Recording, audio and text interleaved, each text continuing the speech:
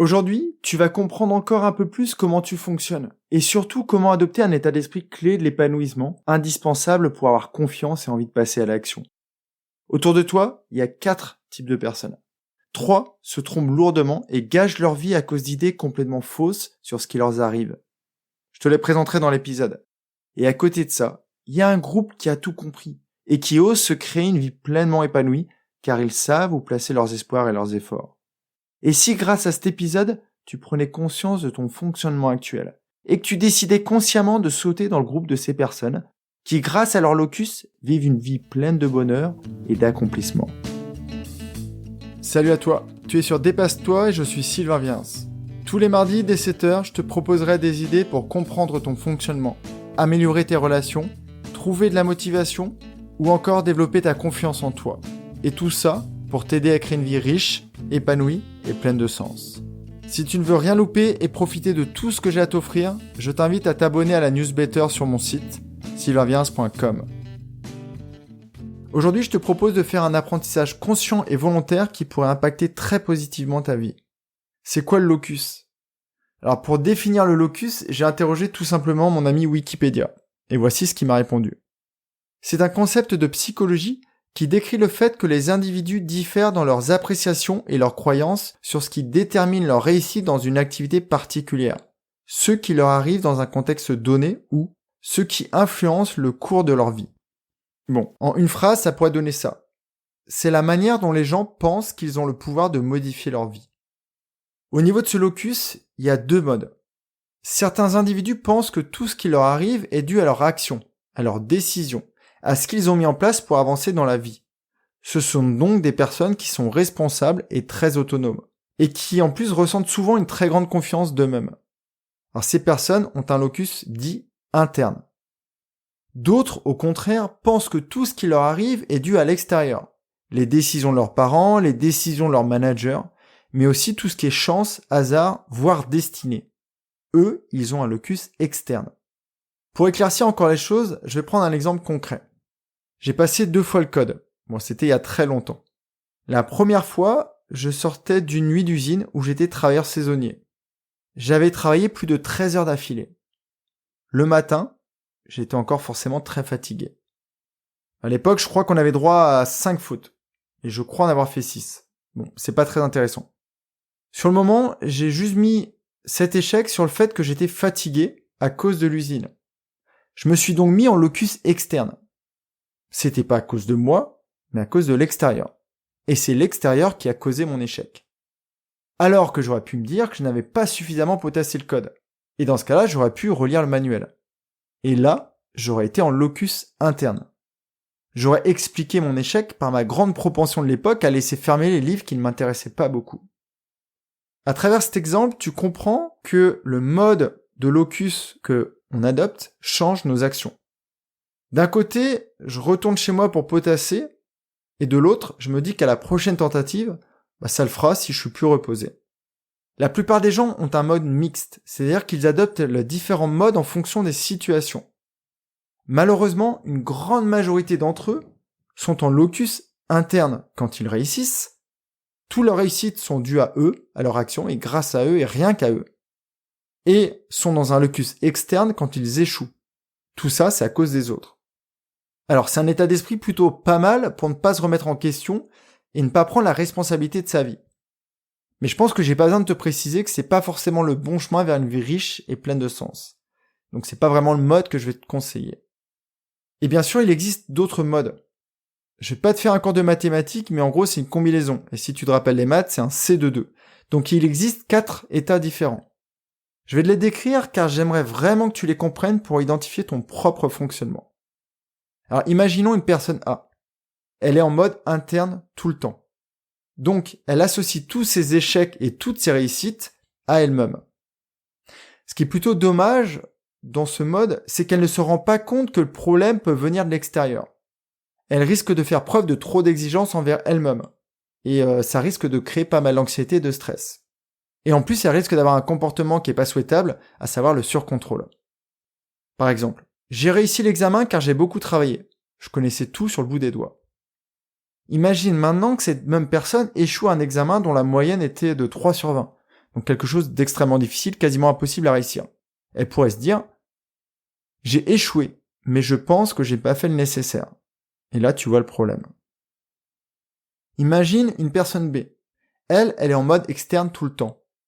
Tout est dû à l'extérieur. Donc elle ne prend ni la responsabilité de ses réussites, qu'elle attribue au hasard ou à la chance, ni la responsabilité de ses échecs. Elle pense qu'elle n'a aucune incidence sur sa vie. Par exemple, oui, mon plat est bon, mais c'est pas étonnant vu la qualité des ingrédients. C'est pas grâce à elle. Mais si jamais son plat avait été mauvais? Non, tu as raison. Le plat n'est pas bon, mais la recette ne doit être pas très bonne. Je n'ai pas besoin de te faire un dessin. Ce mode-là non plus n'est pas top. Imagine maintenant une personne C. Cette personne est comme la plupart des gens. Locus interne sur les réussites et locus externe sur les échecs. Alors, la vie peut paraître beaucoup plus douce avec cet état d'esprit, mais ça ne lui donne pas envie de la faire évoluer. J'aurais eu cette promotion si mon boss avait été plus compétent et avait identifié la qualité de mon boulot. En revanche, dans le cas d'une réussite, elle a obtenu sa promotion, elle pourrait se dire « J'ai obtenu ma promotion car je suis très compétente ». Enfin, le dernier cas, la personne D. C'est un peu la pire des combinaisons. Elle est en locus externe sur la réussite et en locus interne sur les échecs. Donc elle pense réussir grâce aux autres et échouer à cause d'elle. En gros, elle ne cesse de se martyriser toute la journée. Elle souffre d'une très faible estime d'elle-même et donc elle doit vraiment se sentir mal. Par exemple, oui, j'ai eu ce poste, mais seulement grâce à Juliette qui m'a pistonné.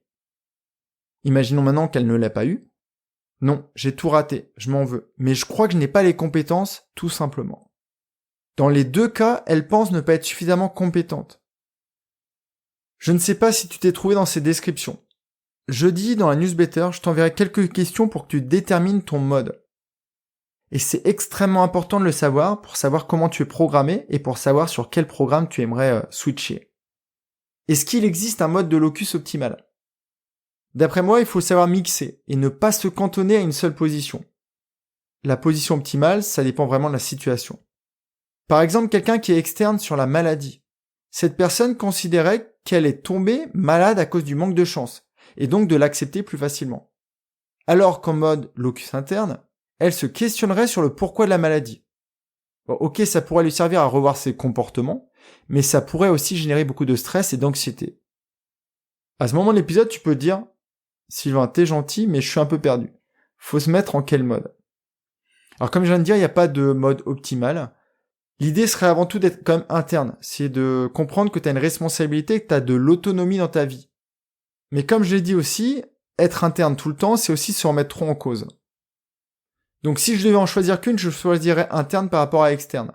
Mais vraiment, l'idée, c'est de définir ton locus en fonction de la situation. Et ce qu'il est aussi important de savoir, c'est que quelqu'un qui a un locus interne a beaucoup plus de confiance en lui-même, car il sait qu'il peut agir sur la vie. A contrario, quelqu'un qui est beaucoup en locus externe souffre de dépression, car cette même personne n'a l'impression d'avoir aucune incidence sur sa vie et de la subir. Donc comme d'habitude, je crois qu'il faut se questionner en fonction de la situation.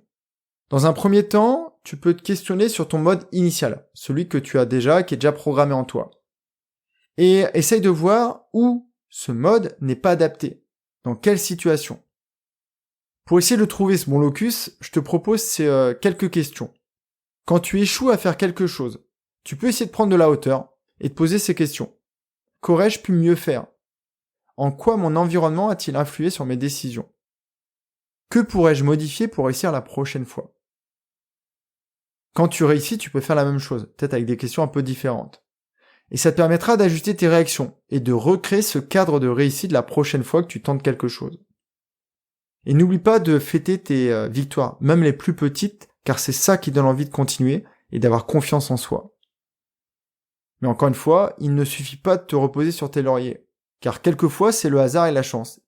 Et là, c'est important d'avoir été en locus externe pour les identifier. Par exemple, dans le cas de mon échec au code, j'aurais pu être factuel. J'étais épuisé, mode plutôt externe, car ma fatigue était due à l'extérieur.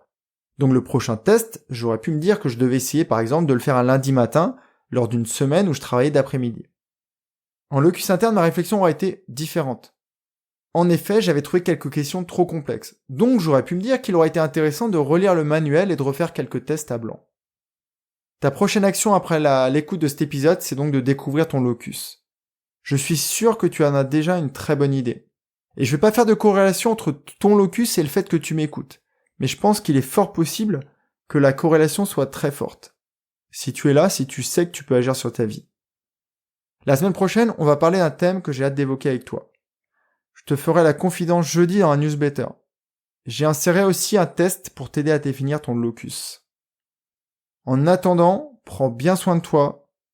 Passe une très très belle journée. On se retrouve jeudi ou mardi.